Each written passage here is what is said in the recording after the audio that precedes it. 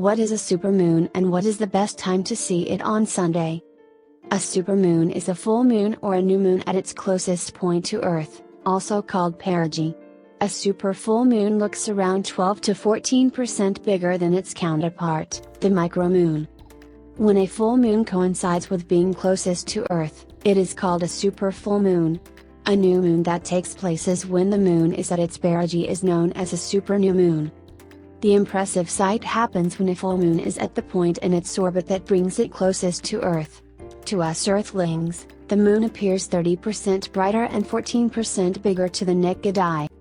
By the way, supermoon is not an astrological term. Its scientific name is perigee full moon.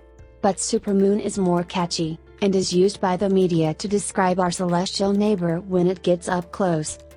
Because it's so close to Earth, a super full moon looks about 7% bigger than an average full moon. When compared to a micromoon, it looks about 12 to 14% larger. A super full moon also looks about 30% brighter than a micro full moon and about 16% brighter than an average full moon. Full moons that occur before and after a super full moon tend to also look bigger and brighter than an average full moon. These full moons are also often called supermoons by many sources. When is the next supermoon? Sunday, October 16th. There are 6 supermoons in total this year. We've already had 3, and there's 3 more to go before the year ends, so stargazers, note down these dates. October 16th at 4:23 UTC. November 14th at 13:52 UTC. December 14th at 0:05 UTC. Each full moon of the year is given a name, although they vary according to the source.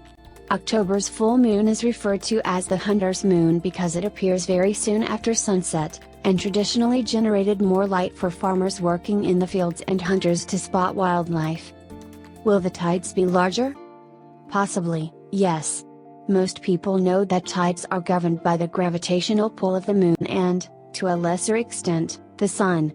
Because the sun and moon go through different alignments, this affects the size of the tides. When the moon is closer to Earth, it can lead to slightly higher tides, and greater variations between the tides. Although the sun and the moon's alignment cause a small increase in tectonic activity, the effects of the supermoon on Earth are minor. Many scientists have conducted studies and haven't found anything significant that can link the supermoon to natural disasters. According to NASA, the combination of the moon being at its closest and at full moon, should not affect the internal energy balance of the Earth since there are lunar tides every day. There is a small difference in tidal forces exerted by the moon's gravitational pull at lunar perigee. However, the difference is too small to overcome the larger forces within the planet. The closest full moon of the whole of the 21st century will fall on December 6, 2052. Make sure you don't forget.